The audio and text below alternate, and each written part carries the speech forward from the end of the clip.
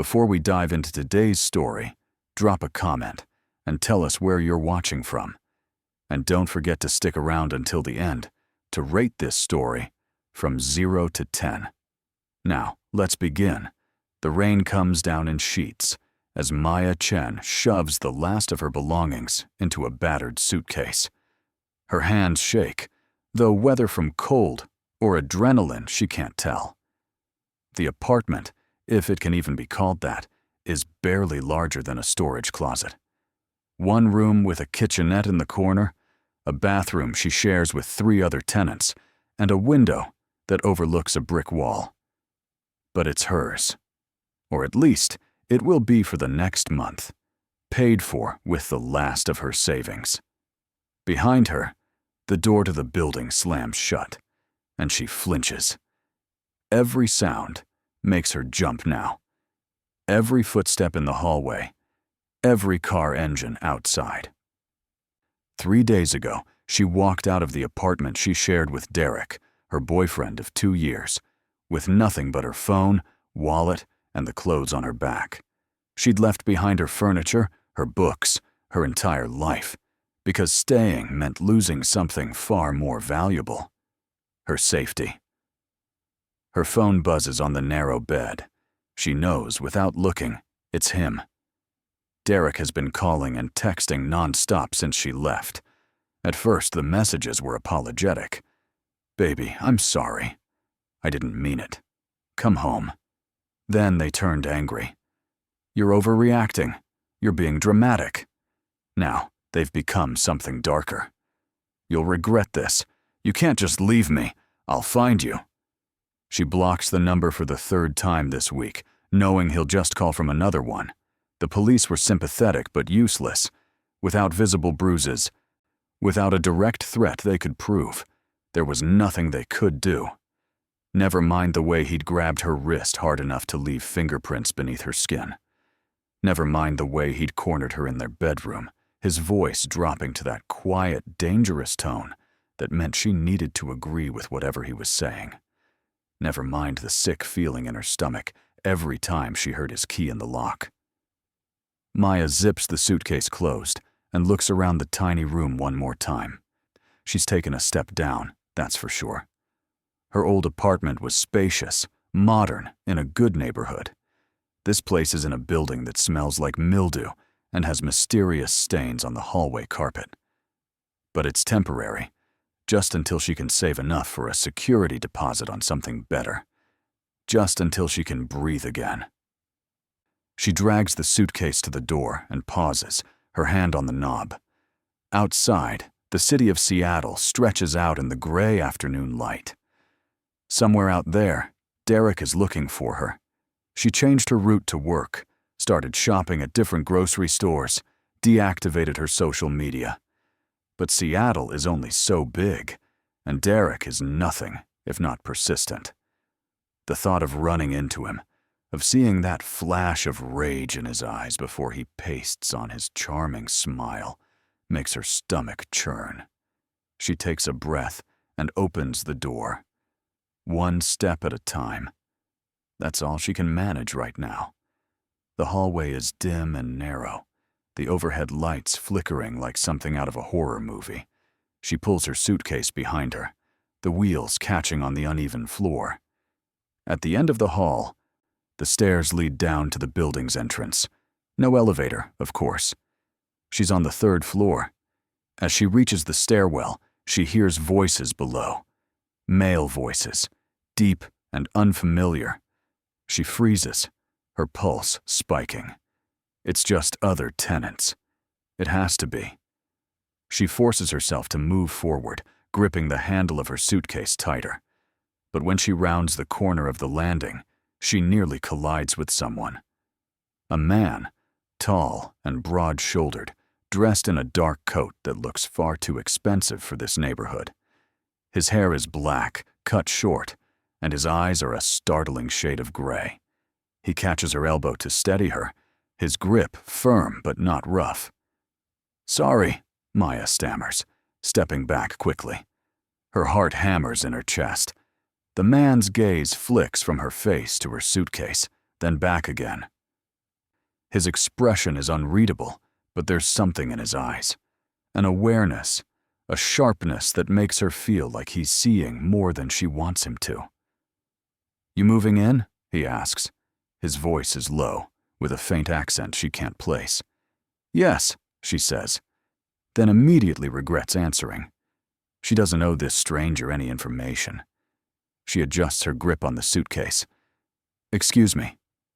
He doesn't move for a moment, just watches her with that same penetrating stare. Then he steps aside, letting her pass. She hurries down the stairs, her pulse still racing, and doesn't look back. By the time she reaches the front entrance, she's half convinced she imagined the intensity in his gaze. Outside, the rain has slowed to a drizzle. She pulls up the collar of her jacket and starts walking. The street is lined with older buildings, most of them in various states of disrepair. It's not the worst neighborhood in Seattle, but it's far from the best. Still, it's anonymous. No doorman to remember her face, no security cameras in the lobby. If Derek comes looking, there's nothing to point him in her direction. She's halfway down the block when her phone buzzes again.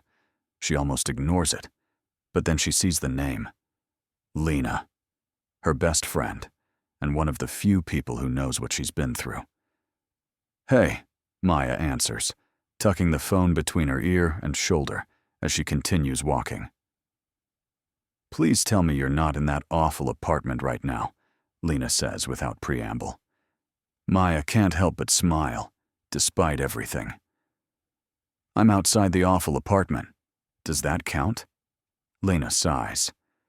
"Maya, you can stay with me. You know that." "I know. But I can't put you in the middle of this. If Derek finds out I'm staying with you, then I'll deal with him. I'm not afraid of that asshole." Maya wishes she could say the same.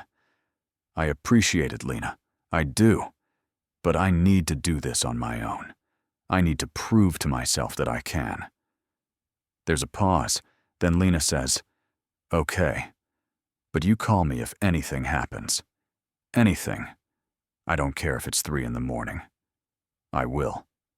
They talk for a few more minutes, Lena filling her in on work gossip and trying to distract her from the reality of her situation. By the time they hang up, Maya has reached a small corner store. She ducks inside, grabbing a few essentials: bread, peanut butter, instant noodles. Her budget is tight until her next paycheck. At the register, the cashier, an older woman with kind eyes, rings up her items. "New to the neighborhood?" she asks. Maya nods. "Just moved in." The woman glances at the suitcase still in Maya's hand. "Well, welcome. It's not fancy, but it's safe enough. Keep your door locked, though. You never know."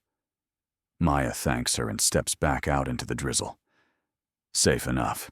It's not exactly a ringing endorsement, but it'll have to do. When she returns to the building, the man from the stairwell is gone. She climbs back up to her room, unlocks the door, and sets her suitcase and groceries inside. The space feels even smaller now, the walls closing in. She sits on the edge of the bed and lets out a long breath. This is her life now. A cramped room in a rundown building, looking over her shoulder every time she leaves. But it's better than the alternative. It has to be. She unpacks methodically, hanging her few clothes in the narrow closet, setting her toiletries in the tiny bathroom. When she's done, she sits at the small table by the window and opens her laptop. She has a remote job as a graphic designer, which is the only reason she's been able to leave Derek without immediately becoming homeless. It's not much, but it's enough. As the evening wears on, the building settles into its nightly rhythm. Doors opening and closing, muffled conversations through the thin walls, the hum of traffic outside. Maya tries to focus on her work, but her mind keeps wandering. To Derek, wondering if he's figured out where she is yet. To the man in the stairwell, whose gray eyes seem to see right through her. To the uncertain future stretching out before her. She doesn't know it yet. But that encounter in the stairwell was the first thread in a web that will change everything. Maya wakes to the sound of shouting. Her eyes snap open, her heart already racing before she's fully conscious. For a disorienting moment, she thinks Derek has found her, that he's outside her door, demanding she let him in. But as the fog of sleep clears, she realizes the voices are coming from somewhere else in the building. A man and a woman, their words muffled, but their anger unmistakable. She sits up, pulling the thin blanket around her shoulders. The room is cold, the radiator clanking uselessly in the corner. She checks her phone. It's just past 6 in the morning. She didn't sleep well. Every creak of the building, every footstep in the hallway, pulled her from the edge of unconsciousness.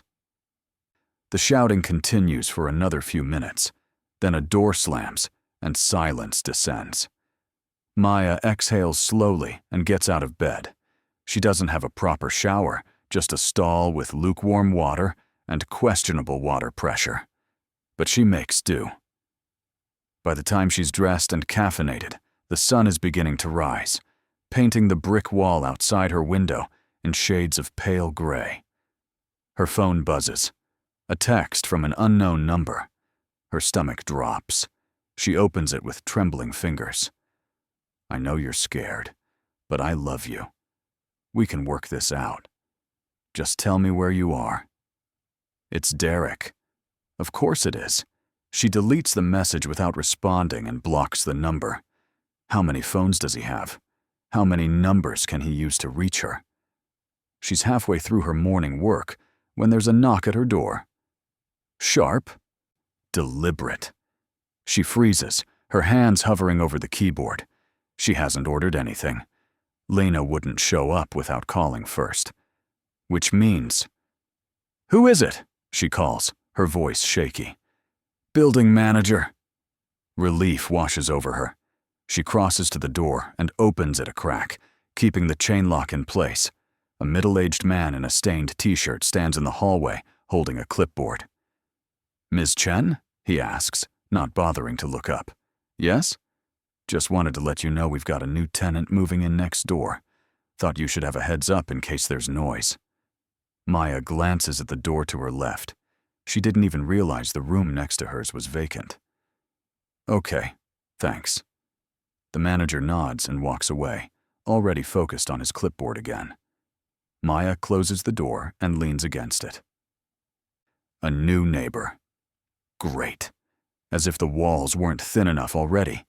She tries to focus on her work, but the day drags. Every time she hears movement in the hallway, her pulse spikes. Every time her phone buzzes, her stomach clenches.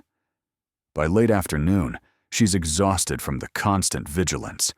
She's microwaving a cup of noodles when she hears it. The sound of someone moving into the room next door. Heavy footsteps. The scrape of furniture.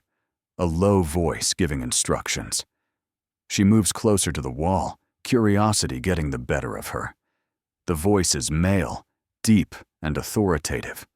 She presses her ear to the wall, but she can't make out the words. Over the next hour, the sounds continue. More footsteps, the thud of something heavy being set down. At one point, she hears laughter, brief and low. Then, finally, silence. Maya tells herself it doesn't matter who her new neighbor is. She's not here to make friends. She's here to hide, to rebuild, to survive. But that night, as she's lying in bed, staring at the ceiling, she hears something that makes her sit up. A voice, clear and close, as if the person is speaking right next to her. "Yeah, I'm settled in. It's a shithole, but it'll do for now." She realizes with a start that the walls are so thin, she can hear her neighbor's phone conversation as if he's in the room with her. She holds her breath, listening. No one knows I'm here. That's the point. There's a pause, then a low chuckle. "I'll handle it. Just give me a few days." Another pause. "I said I'll handle it." The voice is familiar. It takes her a moment to place it, but when she does, her blood runs cold. It's the man from the stairwell, the one with the gray eyes and the expensive coat. He's her new neighbor. She lies back down, pulling the blanket up to her chin. It's just a coincidence. It has to be. Seattle is a big city, but people end up in the same buildings all the time. There's no reason to think he's here because of her. But as she drifts off to sleep, she can't shake the feeling that something is very, very wrong. The next morning, Maya wakes to the smell of coffee. Strong, rich, nothing like the instant stuff she's been drinking. She follows the scent to the wall separating her room from her neighbor's and realizes it's coming from next door. She didn't even know the rooms had coffee makers. She's pulling on a sweater when there's a knock at her door. She tenses immediately, but forces herself to approach. "Who is it?" "Your neighbor." Her heart skips. She opens the door, once again keeping the chain in place. The man from the stairwell stands in the hallway, holding a travel mug of coffee. Up close, he's even more striking than she remembered. Sharp jawline, high cheekbones, and those piercing gray eyes that seem to catalog every detail of her face. "Morning," he says, his voice smooth and unhurried. "Thought you might want some real coffee. Building manager mentioned you moved in a couple days ago." Maya stares at him, her mind racing. Why is he offering her coffee? What does he want? "That's nice of you," she says carefully. "But I'm fine. Thanks." He tilts his head slightly, studying her. "You sure? It's good coffee. Ethiopian blend." "I'm sure." For a moment, she thinks he's going to push, but instead, he just nods. "Suit yourself. I'm Adrian, by the way. Adrian Cross." "Maya. Nice to meet you, Maya." He pauses, then adds, "If you need anything, I'm right next door." He walks away before she can respond, disappearing into his room and closing the door behind him. Maya stands there for a long moment, her pulse still racing. There's something off about the interaction, but she can't put her finger on what. She spends the rest of the morning trying to work, but her concentration is shot. She keeps replaying the conversation in her head, the way Adrian looked at her, the way he offered her coffee, the way he said her name, like he already knew it. By lunchtime, she's convinced herself she's being paranoid. Adrian is just a friendly neighbor, maybe a little intense, but harmless. She heats up another cup of noodles and sits by the window, watching the rain streak down the glass. Her phone buzzes. Another unknown number. Another message from Derek. "You can't hide forever, Maya. I will find you." Her hands shake as she deletes the message. She's so focused on her phone that she doesn't notice the figure standing outside her building until she glances up. Derek. He's across the street, leaning against a lamppost, his eyes fixed on her window. Even from 3 floors up, she can see the cold determination on his face. Her breath catches in her throat. He found her. She stumbles back from the window, her heart pounding so hard it hurts. How did he find her? She was so careful. She didn't tell anyone where she was going. She didn't leave a trail. Her phone buzzes again. A text from the same number. "I see you." Maya's vision blurs. She grabs her keys and her phone, her hands shaking so badly she almost drops them. She needs to leave. Now. She doesn't have a plan, doesn't have anywhere to go, but she can't stay here. Not with Derek outside, watching, waiting. She throws open her door and nearly collides with Adrian. He's standing in the hallway, his expression unreadable. For a split second, she thinks he's part of this. That Derek sent him. But then he speaks, his voice low and calm. "Are you okay?" She can't find the words. She looks over her shoulder, as if Derek might materialize behind her. "I have to go." Adrian's gaze sharpens. He glances past her, toward the window, then back at her. "Someone's out there." She nods, unable to speak. Adrian doesn't ask any more questions. He steps aside. Gesturing toward his door, Come with me. What? No, Maya. His voice is firm but not unkind. Whoever's out there, they saw you at the window. If you leave now, they'll follow you. Come inside. We'll figure it out. She hesitates, every instinct screaming at her not to trust this stranger. But Derek is outside, and she has nowhere else to go. Slowly, she nods. Adrian ushers her into his room and closes the door behind them. The space is identical in size to hers, but somehow feels larger. Maybe it's the lack of clutter, or the way he's arranged the furniture to maximize space. Or maybe it's just the calm, controlled energy he radiates. Sit, he says, gesturing to the single chair by the small table. Maya sits, her legs unsteady. Adrian moves to the window and peers out, careful not to be seen. After a moment, he steps back and pulls out his phone. Who is he? Adrian asks, his tone neutral. My ex, Maya says quietly. I left him a few days ago. He's been trying to find me. Adrian nods, as if this makes perfect sense. He taps something into his phone, then holds it to his ear. Yeah, it's me, he says into the phone. I need a favor. Maya watches as Adrian paces the small room, his phone pressed to his ear. His voice is low, measured, each word deliberate. She can't make out what he's saying, but the authority in his tone is unmistakable.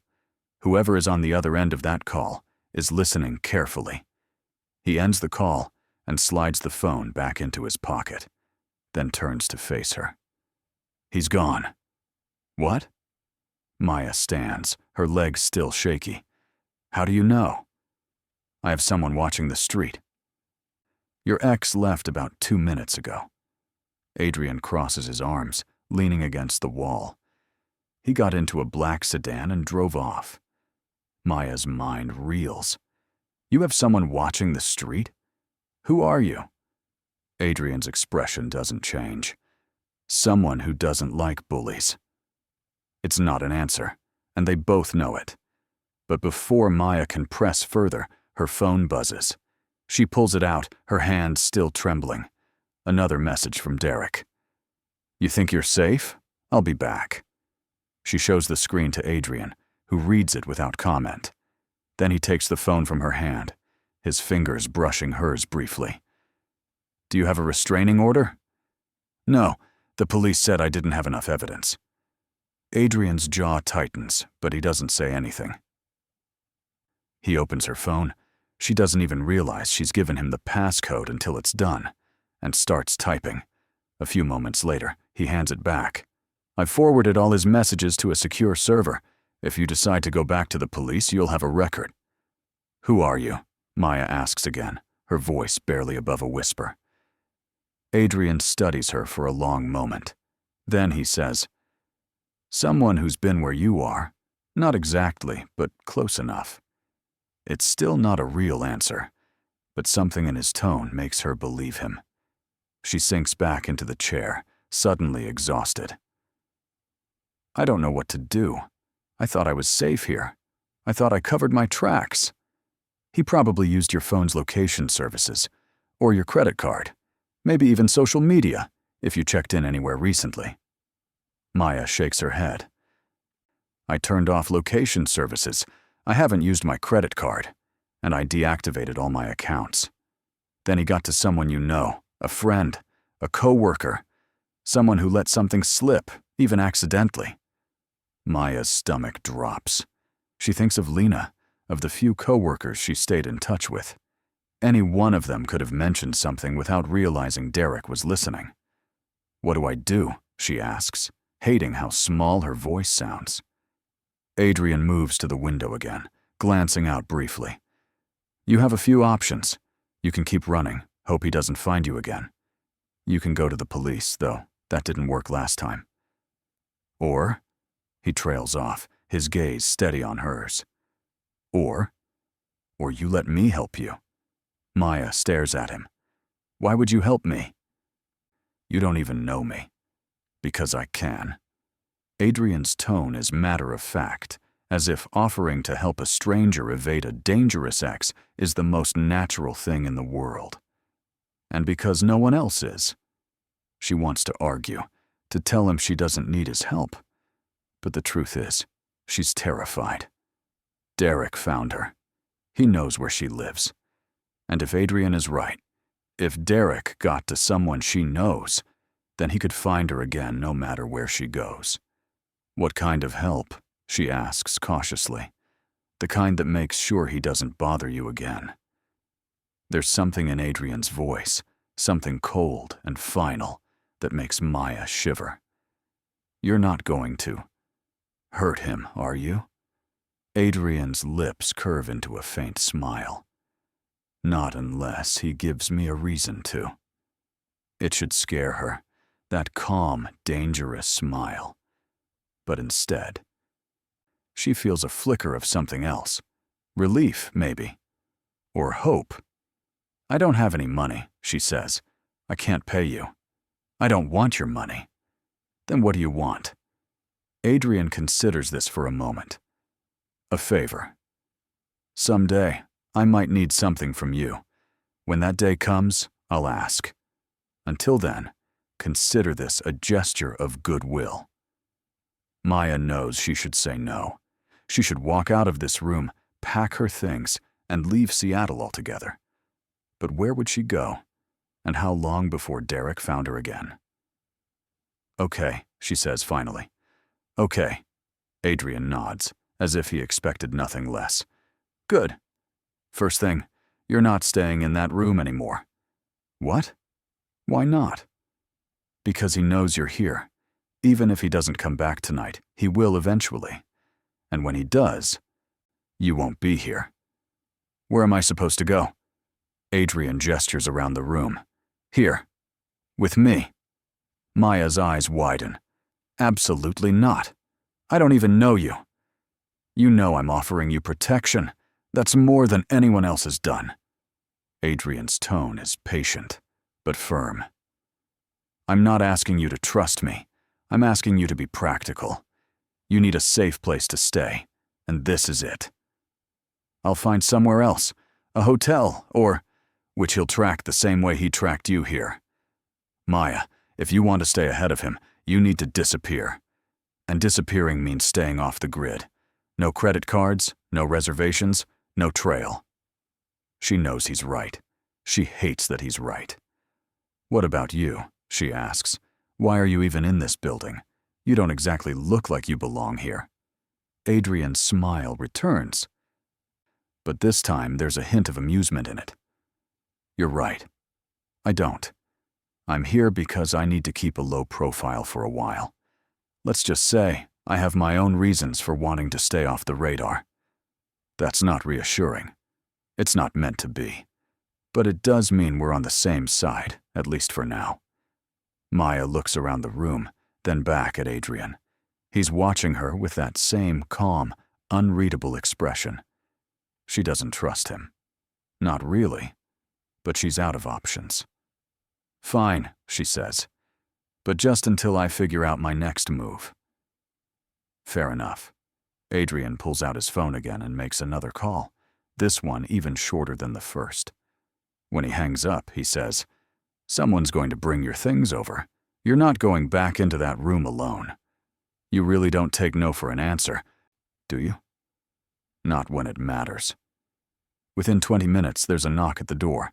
Adrian opens it to reveal a man in his 30s, stocky and serious-looking, holding Maya's suitcase. He hands it over without a word, nods at Adrian, and leaves. Maya stares at the suitcase. How did he get into my room? Does it matter? Yes, actually, it does. Adrian sighs. He picked the lock. Don't worry, I'll make sure it's secured again. No one else will be able to get in. Maya wants to be angry, but she's too tired.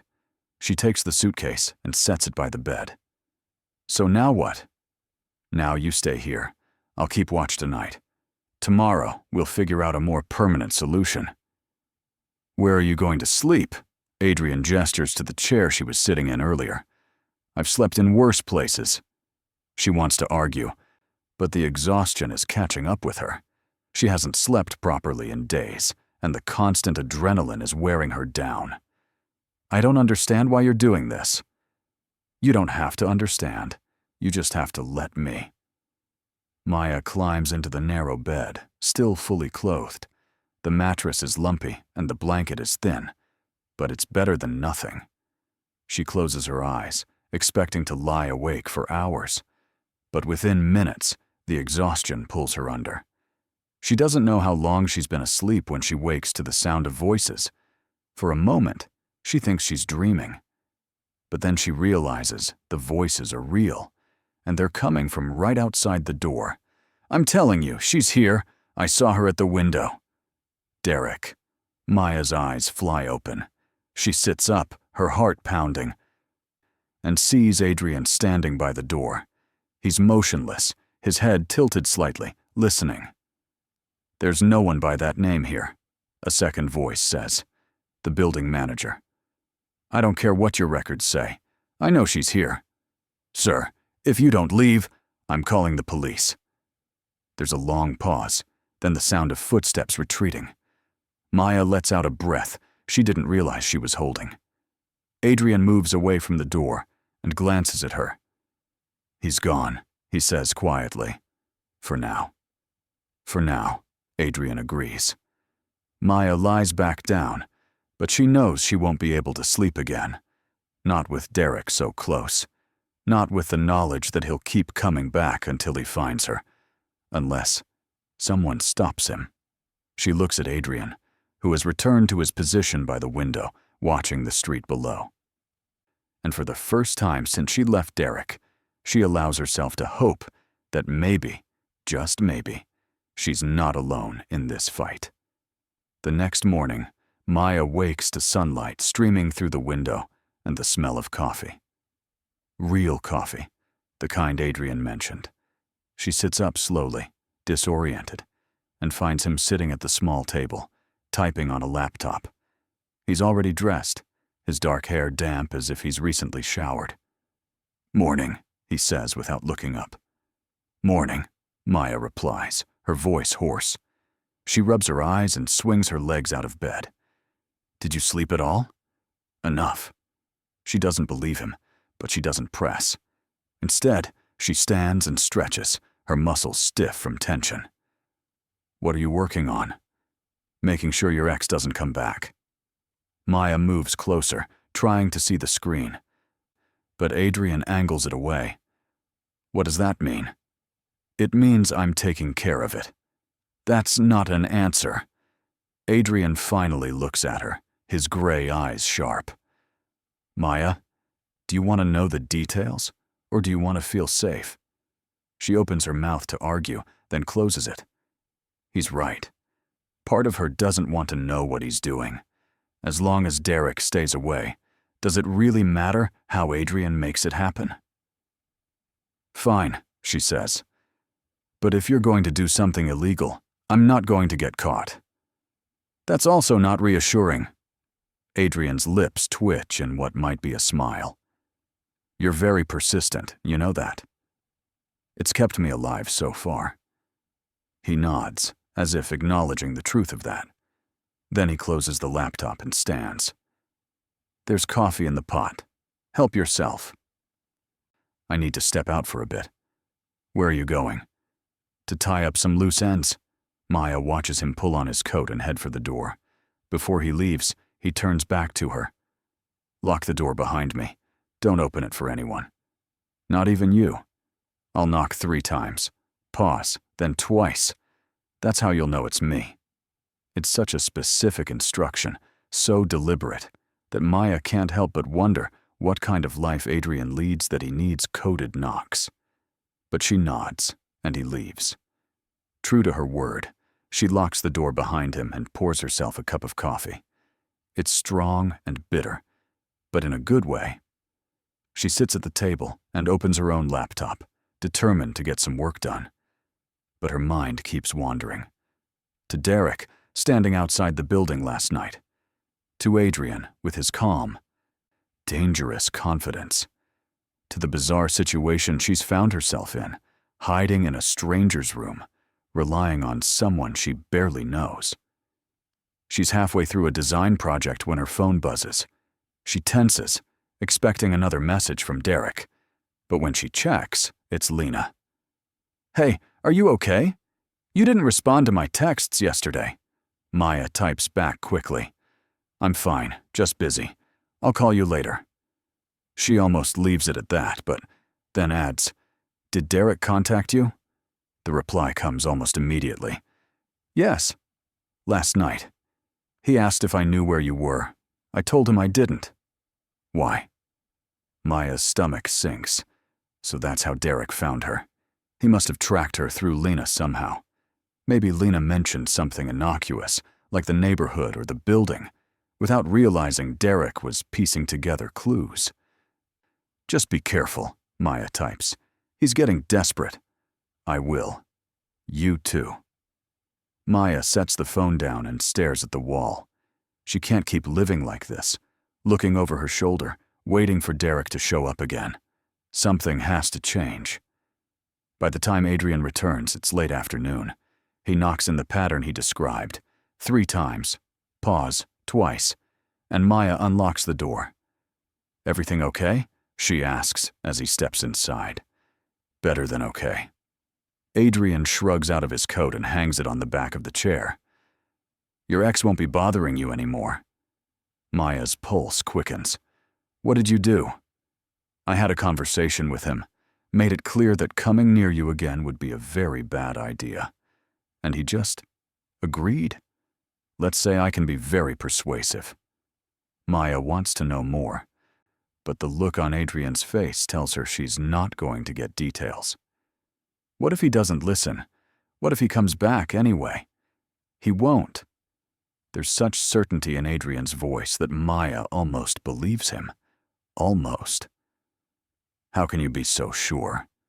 Adrian meets her gaze, and for the first time, she sees something cold in his eyes. Something that sends a shiver down her spine. "Because I showed him what happens to people who don't listen to me." Maya swallows hard. She should be terrified. She should demand to know exactly what Adrian did, should insist on calling the police. But instead, she feels a strange sense of relief. For the first time in weeks, she doesn't feel like prey. "Thank you," she says quietly. Adrian's expression softens slightly. "You don't have to thank me." "Yes, I do." "You didn't have to help me, but you did. So, thank you." They stand there for a moment, the silence stretching between them. Then Adrian clears his throat and moves to the window. "You should still be careful. Stay here for a few more days just to be safe. After that, if you want to move back to your room, you can. And if I don't want to?" Adrian glances at her over his shoulder, one eyebrow raised. "Then you don't have to." Maya isn't sure why she said that. Maybe it's because, despite everything, she feels safer in Adrian's presence than she has in months. Or maybe it's because there's something about him, something magnetic and dangerous and impossible to ignore. "I'll think about it," she says finally. The next few days pass in a strange sort of routine. Maya works at the small table. Adrian comes and goes at odd hours, and they coexist in the cramped space with surprising ease. He's not chatty, but he's not cold either. He makes coffee in the mornings, asks if she needs anything before he leaves, and occasionally shares takeout when he returns late at night. It's during one of those late-night meals, sitting across from each other with cartons of Thai food spread between them, that Maya finally asks the question that's been nagging at her. "Why are you really here, Adrian?" He looks up from his pad thai, his expression unreadable. "I told you. I'm keeping a low profile." "Yeah, but why? What are you hiding from?" Adrian sets down his fork and leans back in his chair.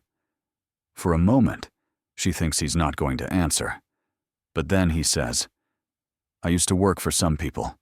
Powerful people. The kind who don't like it when you walk away. So you walked away. More or less. And now they're looking for you."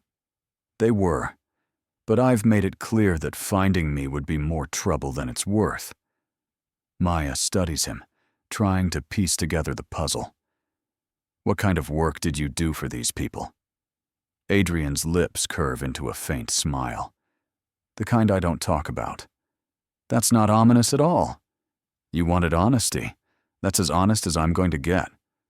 Maya considers this. She should be scared. She should pack her things and leave. But instead, she finds herself saying, "Fair enough." They finish their meal in silence, and when Maya climbs into bed that night, she realizes she doesn't feel afraid anymore. Not of Derek, and surprisingly, not of Adrian either. She's drifting off to sleep when she hears Adrian's voice, low and quiet, speaking into his phone. "Yeah, I'm still here." "No, there haven't been any issues. I know. Just give me a little more time." There's a pause. Then he says, "I'll handle it. I always do."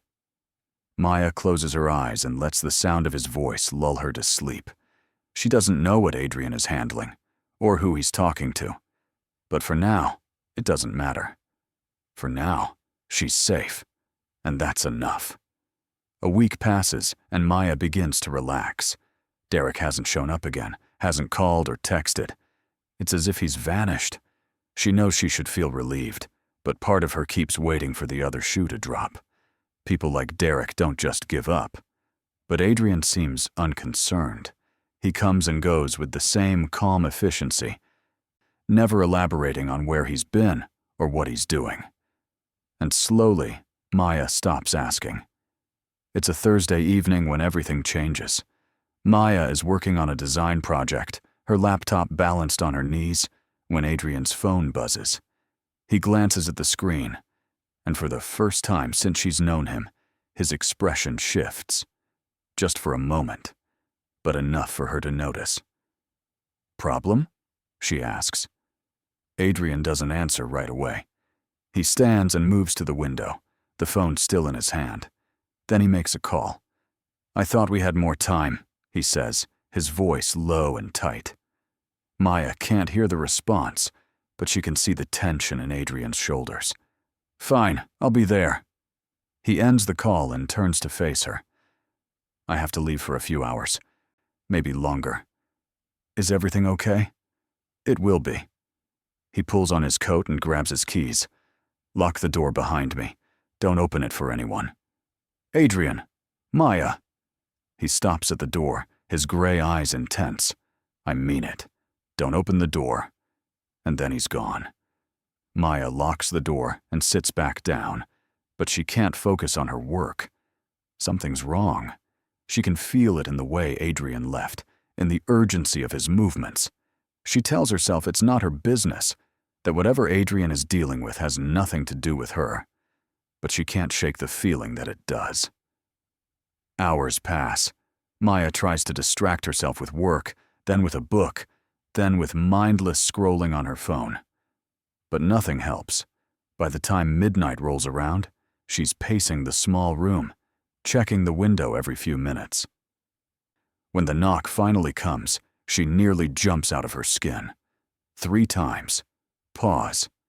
Twice. She rushes to the door and unlocks it. Adrian steps inside, and Maya's breath catches. His coat is torn at the shoulder, and there's a bruise blooming along his jawline. "What happened?" she asks, her voice rising. "I'm fine." Adrian shrugs out of his coat and tosses it over the chair. "Just a disagreement." "A disagreement?" "Adrian, you look like you got into a fight." "I did." Maya stares at him, her mind racing. "With who?" "People who don't matter anymore." He moves to the small sink in the corner and splashes water on his face, wincing as it hits the bruise. Maya grabs a towel and hands it to him. "Let me see," she says, her voice softer now. Adrian looks at her, surprised. Then he nods and sits down at the table. Maya examines the bruise, her fingers gentle as they trace the edge of it. It's already darkening, a deep purple spreading across his jaw. "You need ice," she says. "I don't have any." Then hold still. She wets the towel with cold water and presses it to his jaw. Adrian hisses, but doesn't pull away. They sit like that for a few minutes, Maya tending to his injury, while Adrian watches her with an unreadable expression. "You don't have to do this," he says finally. "I know, but you helped me. The least I can do is return the favor." Adrian's lips curve into a faint smile. "You're stubborn. So are you." They fall into silence again, and Maya realizes how close they are. She can feel the warmth of his skin beneath her fingers, can see the faint scar above his left eyebrow, can smell the faint scent of his cologne mixed with something sharper. Adrenaline, maybe. "Adrian," she says quietly, "what's really going on?" He sighs and leans back in the chair. "The people I used to work for, they found me." Maya's stomach drops. What did they want? "Me, back in their organization." "And you said no?" "I said no." "And they didn't like that?" "Not particularly." Maya sets the towel down and sits across from him. "What are you going to do?" "Leave. Tomorrow, probably. I've stayed in one place too long as it is."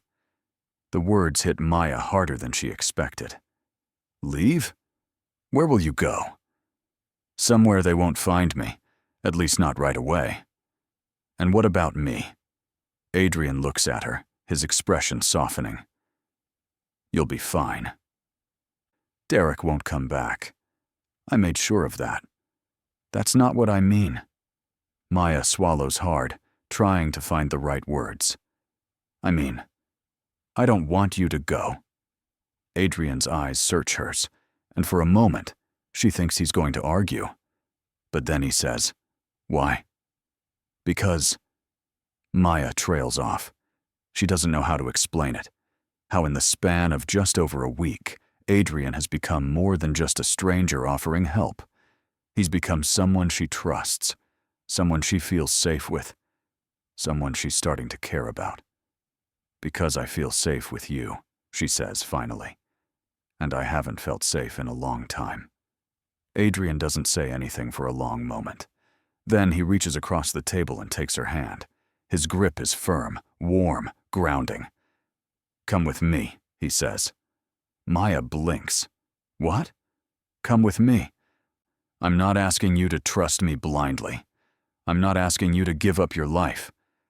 But if you want to stay safe, if you want to start over somewhere no one can find you, then come with me.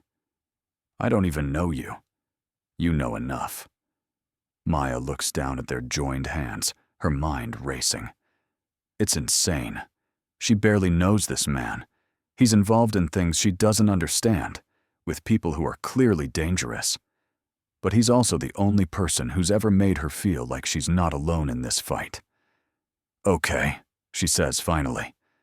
"Okay." Adrian's grip tightens, just for a moment.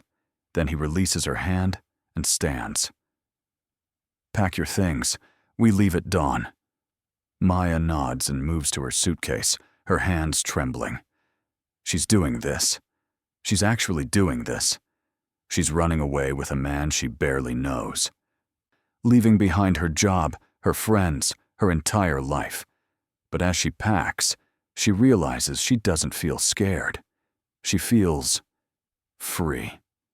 By the time the first light of dawn breaks through the window, Maya is ready. She's dressed in jeans and a warm sweater, her suitcase by the door. Adrian is packing his own bag, his movements quick and efficient. "Ready?" he asks when he's done. "As I'll ever be." They leave the building together, slipping out through a back exit Maya didn't even know existed. A sleek black car is waiting in the alley, the engine already running. Adrian opens the passenger door for her, and she slides inside. As they pull away from the building, Maya glances back one last time. She's leaving behind everything she's known, but she's also leaving behind the fear, the constant vigilance, the suffocating weight of Derek's control. "Where are we going?" she asks as they merge onto the highway. Adrian glances at her, a small smile playing at his lips. Somewhere safe. Somewhere no one will find us. Us? Us, Adrian confirms. And for the first time in months, Maya smiles. They drive for hours, heading east out of Seattle. Adrian doesn't offer much in the way of conversation, and Maya doesn't push. She watches the landscape change outside the window, the city giving way to forests and mountains, and tries not to think too hard about what she's doing. By midday, they stop at a small diner off the highway. It's the kind of place that looks frozen in time, with vinyl booths and a jukebox in the corner. They slide into a booth by the window, and Adrian orders coffee for both of them without asking what she wants. "How far are we going?" Maya asks once the waitress has left. "Montana. I have a place there, off the grid. No one knows about it. Except you. Except me." Maya takes a sip of her coffee, trying to process this. "And what happens when we get there?" "We lay low for a while, let things cool down. Then we figure out the next step." "And what's the next step?" Adrian meets her gaze, his gray eyes steady. "That depends on what you want." Before Maya can respond, her phone buzzes. She pulls it out and sees a text from Lena. "Where are you? I've been trying to reach you all morning." Maya's stomach twists. She hasn't told Lena she's leaving. She hasn't told anyone. "I need to respond," she says, holding up the phone. Adrian shakes his head. "Not yet. Once we're settled, you can reach out. But right now, the fewer people who know where you are, the better. She's my best friend. And Derek might be monitoring her. If you contact her now, you'll lead him straight to us." Maya wants to argue, but she knows he's right. Reluctantly, she sets the phone down. "How long do I have to stay off the grid?" "A few weeks. Maybe a month. Long enough for Derek to give up and move on." "And if he doesn't?" "Then we deal with it." The waitress returns with their food, and they eat in silence. Maya picks at her burger, her appetite dulled by the knot of anxiety in her stomach. She's made her choice, but that doesn't make it any easier. After they finish, they get back on the road. The hours blur together. The landscape growing more rugged and remote. By the time the sun starts to set, they're deep in the mountains, the road winding through dense forests. Adrian finally turns off the highway onto a dirt road that's barely more than a trail. They drive for another 20 minutes, the car bouncing over ruts and rocks, until they reach a small cabin nestled among the trees. It's rustic but well-maintained, with a wooden porch and a stone chimney. Adrian parks the car and gets out, gesturing for Maya to follow. "This is it," he says, unlocking the front door. Inside, the cabin is simple but cozy. A main room with a fireplace, a small kitchen, and a loft accessible by a ladder. The furniture is worn but comfortable, and there's a faint smell of pine in the air. "There's a generator out back for power," Adrian says, setting his bag down. "And a well for water. We're completely off the grid here." Maya looks around, trying to imagine living in this place. It's beautiful, in a way, peaceful, but it's also isolated, completely cut off from the world. "How long have you had this place?" she asks. "A few years. I bought it as a backup plan, somewhere to disappear if I ever needed to. And now you need to. Now we need to." Maya sets her suitcase down and moves to the window. Through the trees, she can see the mountains stretching out in the distance, their peaks touched with the last light of the setting sun. "It's beautiful," she says softly. Adrian comes to stand beside her. "It is. And it's safe. That's what matters." They spend the evening settling in. Adrian lights a fire in the fireplace, and Maya unpacks her things in the loft. By the time night falls, the cabin is warm and inviting, the firelight casting dancing shadows on the walls. They sit by the fire, each lost in their own thoughts. Maya finds herself watching Adrian, the way the firelight plays across his features, the way his hands rest easy on his knees. There's a calmness to him, a quiet confidence that makes her feel safe. "Can I ask you something?" she says finally. Adrian glances at her. "Go ahead. Why did you really help me? I know what you said about not liking bullies, but there's more to it, isn't there?" Adrian is silent for a long moment, his gaze fixed on the fire. Then he says, "I told you I used to work for powerful people. What I didn't tell you is that I spent years doing things I'm not proud of, hurting people, intimidating them. All in the name of business." Maya doesn't say anything, just waits for him to continue. "One day, I was sent to collect a debt from a woman. She was a single mother, working 3 jobs to make ends meet. She didn't have the money, and my orders were to make an example of her." Adrian's jaw tightens. "I didn't do it. I walked away. And that's when I realized I couldn't keep doing this. So I left. And they've been after you ever since. More or less. They don't take kindly to people who walk away, especially people who know as much as I do." Maya absorbs this, trying to reconcile the dangerous man Adrian describes with the one sitting beside her now.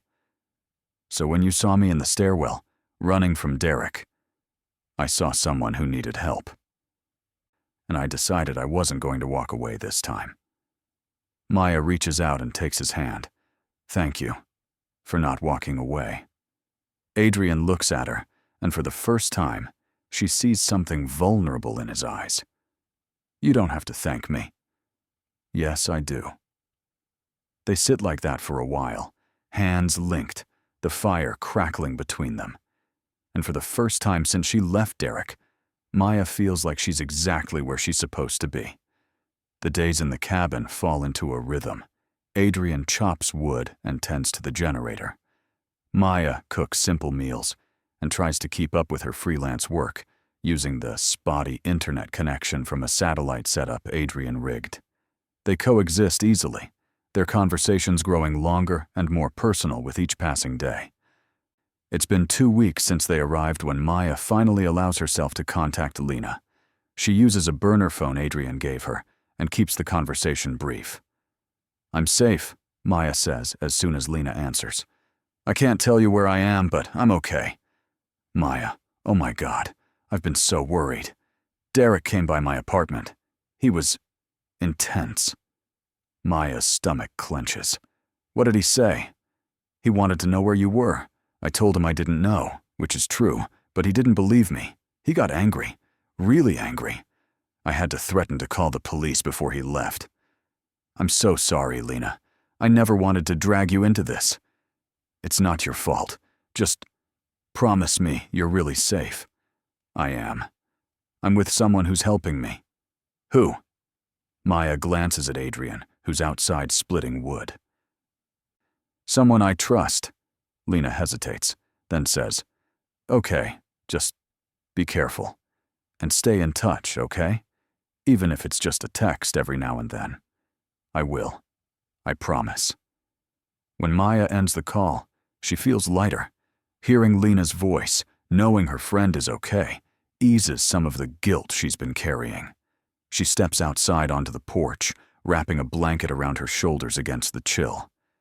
Adrian looks up from the woodpile, his breath misting in the cold air. "Everything okay?" he asks. "Yeah. Lena's safe. Derek's been bothering her, but she's handling it." Adrian nods and sets the axe down. "Good. That's good." He joins her on the porch, and they stand side by side, looking out at the forest. The trees are dusted with the first snow of the season, and the air is crisp and clean. "I like it here," Maya says quietly. "It's peaceful." "Yeah, it is." "Do you think we'll be able to stay?" Adrian is silent for a moment. "I don't know. It depends on whether the people looking for me decide to back off. And if they don't, then we'll figure something out.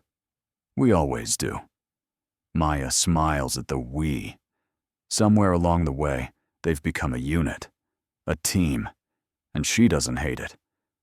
That night, as they sit by the fire again, Maya finds herself opening up in ways she hasn't before. She tells Adrian about her childhood, about her parents who passed away when she was young, about the string of foster homes that followed. She tells him about meeting Derek, how charming he was at first, how slowly and insidiously he'd taken control of her life.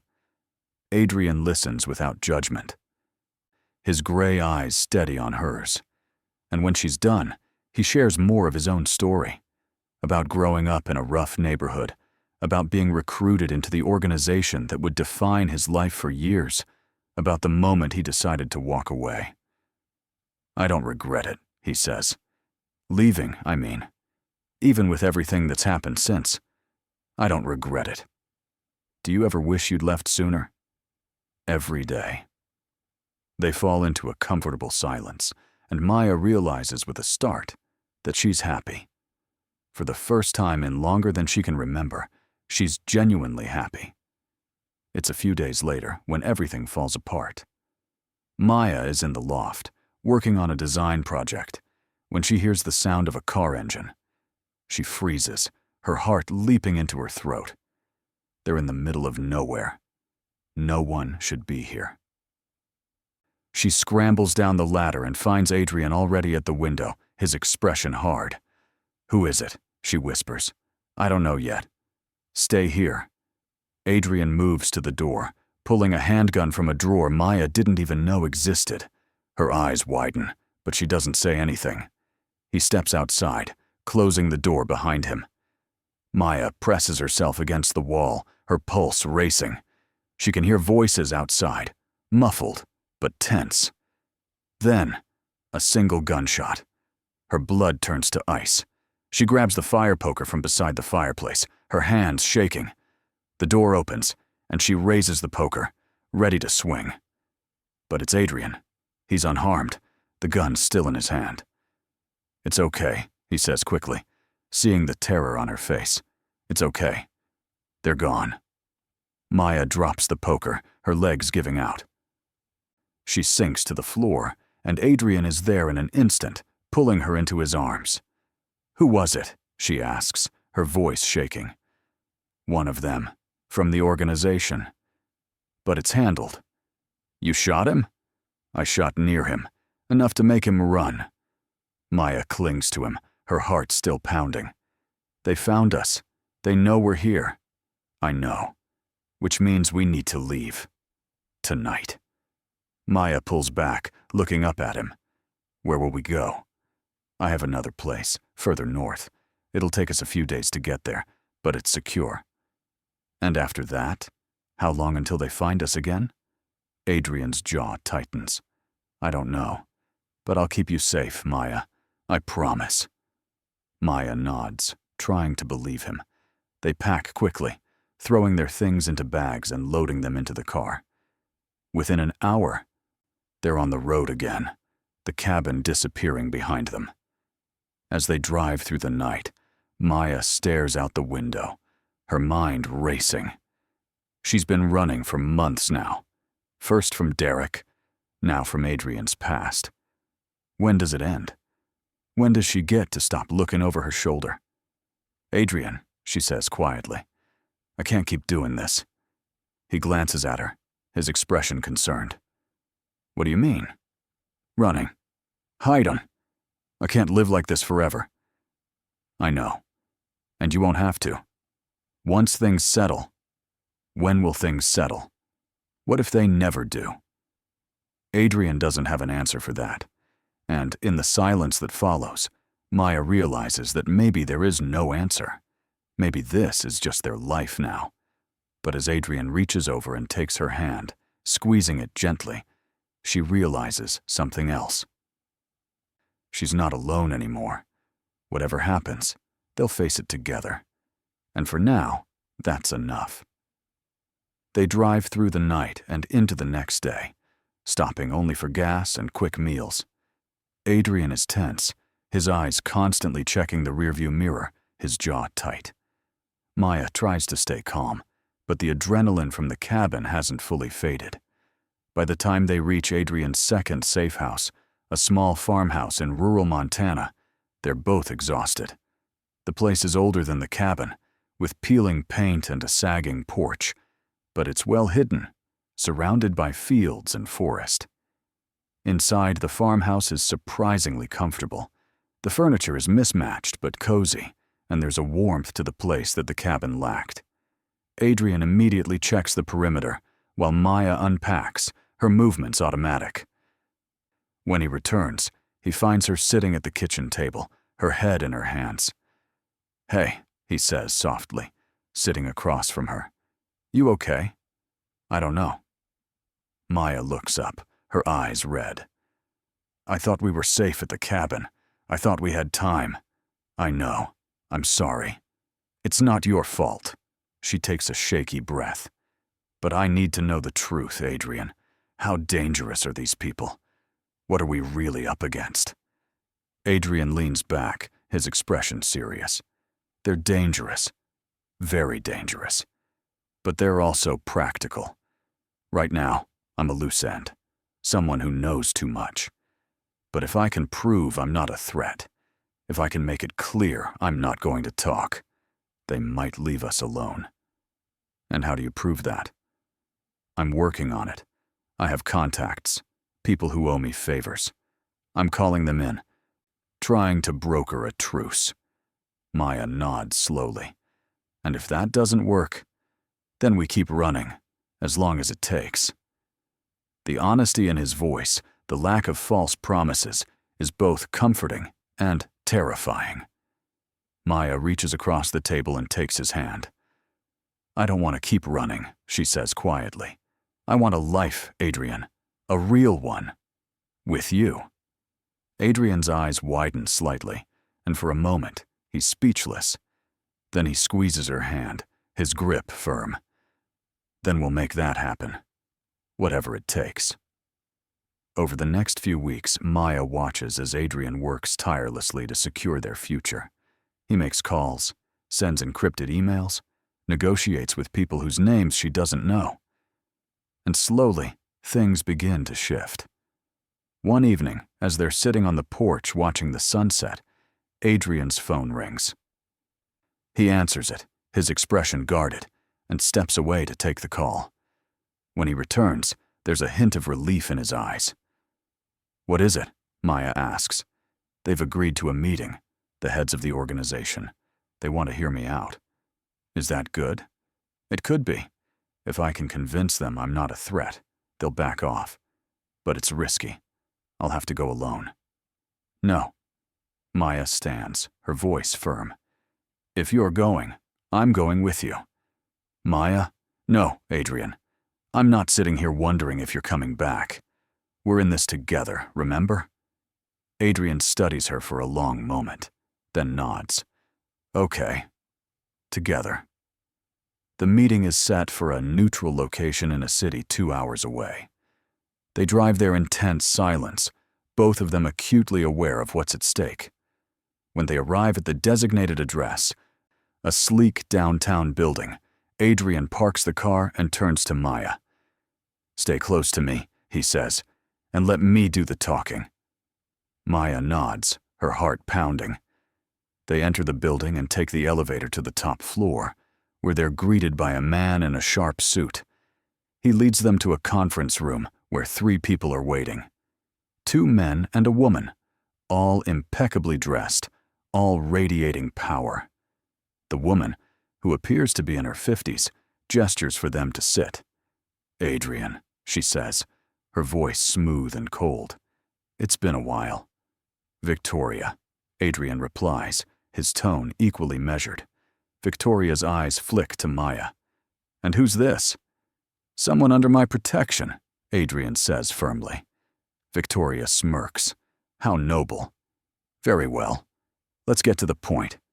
You left the organization. You know things. Sensitive things." "We can't have that."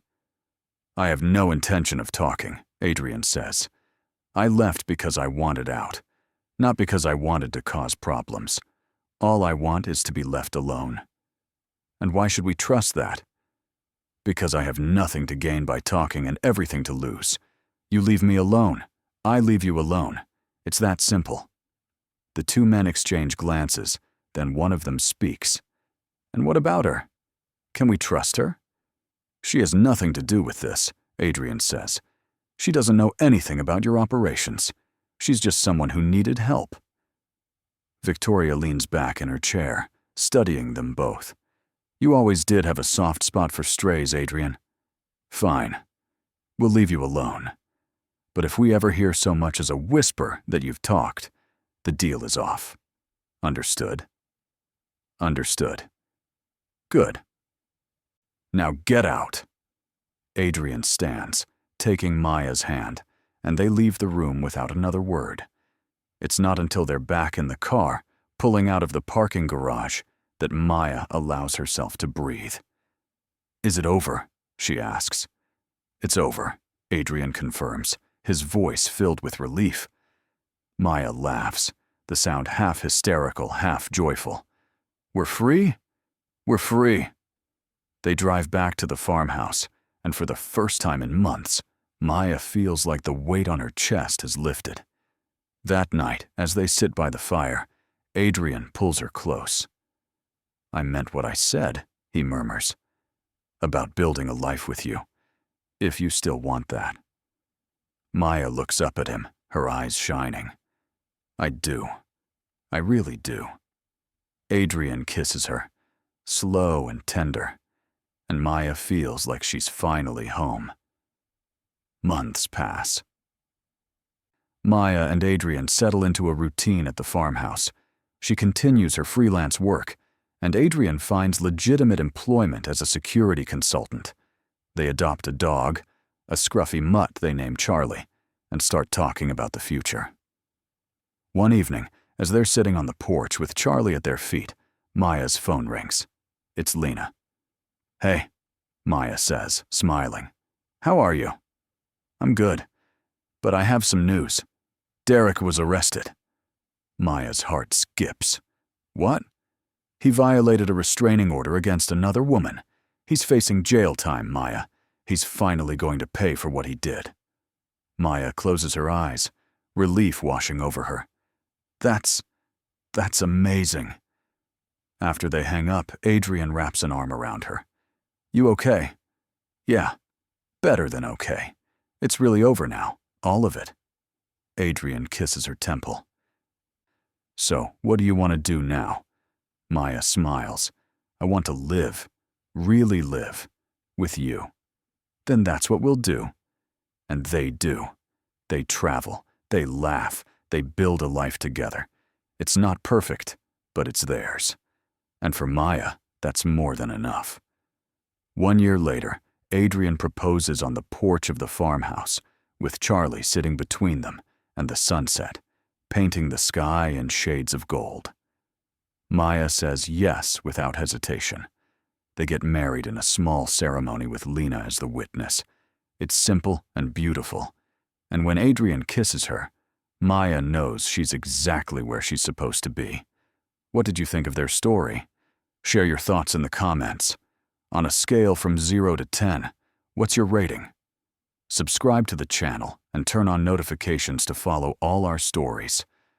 And check out more emotional stories by clicking on the end screen.